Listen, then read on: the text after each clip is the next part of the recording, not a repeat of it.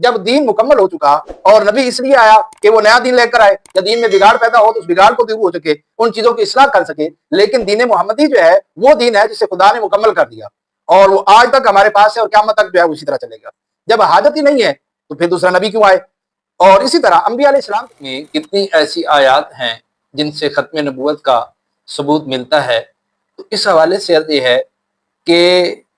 آیات، ایک تو ہے آیات کی تعداد، دوسرا ہے ان کی اقسام۔ تو اگر اقسام کے اعتبار سے لیے جائے تو اقسام تو مختلف بنتی ہیں۔ تو وہ آیات جن کا تعلق جو ہے وہ ڈائریکٹ نبی کریم علیہ الصلوۃ والسلام کی ختم نبوت کے ساتھ ہے، ایک تو وہ، دوسری وہ کہ جن کا تعلق جو ہے تکمیل دین کے ساتھ ہے، تیسری وہ کہ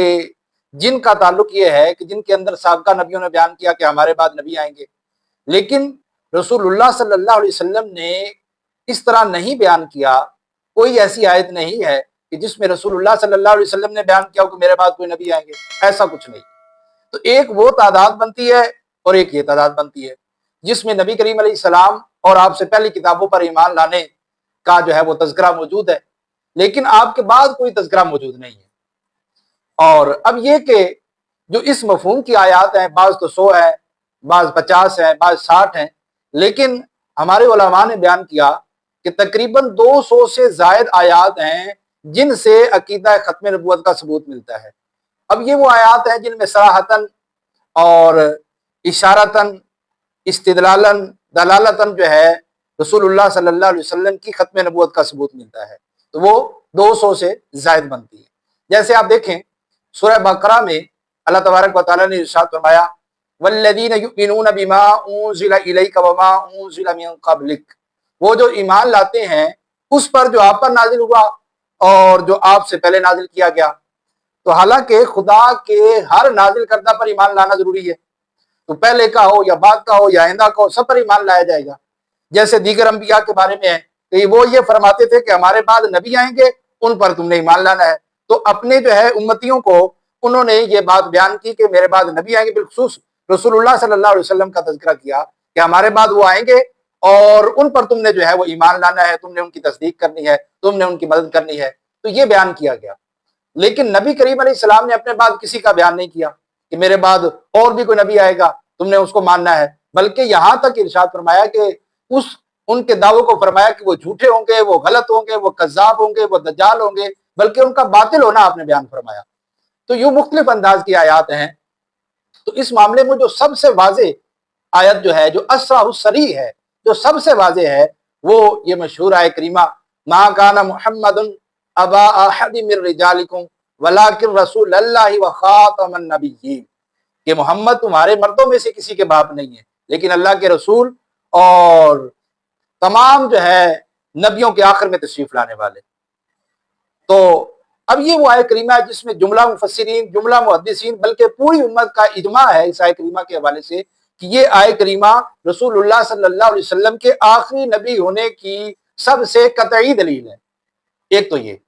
دوسرے نمبر پر قرآن پاک کی متعدد آیات ہیں جس میں یہ فرمایا گیا کہ نبی کریم علیہ السلام کو کسی ایک خطے یا کسی ایک قبیلے یا کسی ایک قوم کی طرف نبی نہیں بنا کر بھیجا گیا، بلکہ آپ کو تمام کے تمام انسانوں کی طرف نبی بنا کر بھیجا گیا۔ قرآن پاک میں اللہ تبارک و تعالیٰ نے ارشاد فرمایا قل یا ایھا الناس انی رسول اللہ الیکم جمیعا، اے حبیب تم فرما دو کہ اے لوگوں میں تم سب کی طرف اللہ کا رسول ہوں۔ تو یہاں ایک تو یا ایھا الناس، یہ سارے افراد کو شامل ہے، اے لوگوں، اے انسانوں۔ پھر اس کے آخر میں یہ فرمایا گیا رسول اللہ الیکم جمیعا، کہ میں اللہ کا رسول ہوں اور تمہارے تمام کی طرف جو ہے وہ بھیجا گیا ہوں، تو تم سب کی طرف اللہ کا رسول ہوں اے انسانوں۔ تو یہ جس تاکید کے ساتھ بیان کیا گیا، تو نبی کریم علیہ الصلوۃ والسلام کی رسالت عامہ کا بیان ہے کہ آپ کی نبوت جو ہے وہ عام ہے۔ اسی طرح قرآن پاک کی آیت کریمہ میں اللہ تبارک و تعالیٰ نے ارشاد فرمایا وما ارسلناک الا کافۃ للناس بشیرا ونذیرا، کہ ہم نے آپ کو نہیں بھیجا مگر تمام کے تمام انسانوں کے لیے خوشخبری دینے والا، ڈر سنانے والا۔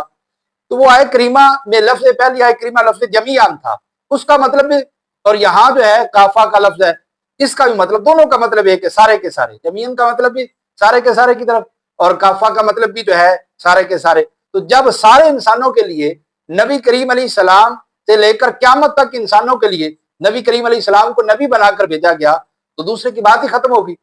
اب دوسرے کی کوئی صورت ہی نہیں ہے. جب جو ہے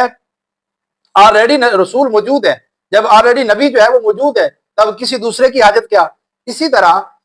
رسول اللہ صلی اللہ علیہ وسلم کو اللہ نے جو دین دیا ہے، پہلے جو نبی جو ہے وہ آتے تھے دین لے کر آتے تھے، تو اس کے بعد جو ہے دوسرے نبی وہ نئی شریعت لے کر آتے تھے، یا پہلے اگر بگاڑ پیدا ہو جاتا تو اس بگاڑ کو دور کرنے کے لیے آتے تھے. لیکن نبی کریم علیہ الصلوۃ والسلام جو دین لے کر آئے وہ دین مکمل ہے، اور اس کو قرآن پاک میں بیان کیا گیا الیوم اکملت لکم دینکم، کہ آج میں نے تمہارے لیے تمہارے دین کو مکمل کر دیا ہے، پورا کر دیا ہے. جب دین مکمل ہو چکا اور نبی اس لیے آیا کہ وہ نیا دین لے کر آئے، یا دین میں بگاڑ پیدا ہو تو اس بگاڑ کو دور ہو سکے، ان چیزوں کی اصلاح کر سکے. لیکن دین محمدی جو ہے وہ دین ہے جسے خدا نے مکمل کر دیا، اور وہ آج تک ہمارے پاس ہے، اور قیامت تک جو ہے وہ اسی طرح چلے گا. جب حاجت ہی نہیں ہے تو پھر دوسرا نبی کیوں آئے؟ اور اسی طرح انبیاء علیہ السلام تشریف لائے، کوئی نیا نبی آتا تو وہ نئی کتاب لے کر آتا، وہ نئی شریعت لے کر آتا. پھر یہ ہوتا جو پہلے نبی کی کتاب ہوتی، یا تو وہ ویسے ہی ناپید ہو جاتی، یا ویسے ہی دنیا سے مٹ جاتی، یا اس کے اندر تحریف ہو جاتی، جس طرح تورات زبور انجیل میں ہوئی. تو قرآن پاک کا معاملہ یہ ہے کہ اس کے حوالے سے اللہ تبارک و تعالیٰ نے خود ارشاد فرمایا انا نحن نزلنا الذکر وانا لہ لحافظون، کہ ہم نے ذکر کو نازل کیا اور بے شک ہم ہی اس کی حفاظت کرنے والے ہیں. تو اس کی حفاظت کا ذمہ خود اللہ تبارک و تعالیٰ نے لیا ہے، تو اس کی حفاظت کرنے والا خود اللہ تعالیٰ کی ذات ہے. تو جن الفاظ کے ساتھ، جن حروف کے ساتھ قرآن پاک نازل ہوا، آج تک اسی طرح موجود ہے اور قیامت تک اسی طرح ہی رہے گا. تو جب کتاب ایز اٹ ہے، موجود ہے، اب نئے نبی آنے کی پھر کیا ضرورت؟ کیوں جو ہے کیونکہ نیا نبی کیوں آتا ہے؟ تو کتاب یا تو پھر ختم ہو چکی ہو یا اس کے اندر تبدیلی ہو چکی ہو، اس وجہ سے نیا نبی آتا ہے. تو کتاب الحمدللہ محفوظ صورت میں موجود ہے، نئے نبی کی اصلاً کوئی حاجت ہی نہیں ہے. تو یہ مختلف پہلوؤں سے رسول اکرم صلی اللہ علیہ وسلم کے ختم نبوت اور آپ کے آخری نبی ہونے اور آپ کے بعد کسی اور نبی کے آنے کی جو ہے عقلاً بھی جو ہے وہ حاجت باقی نہیں رہتی.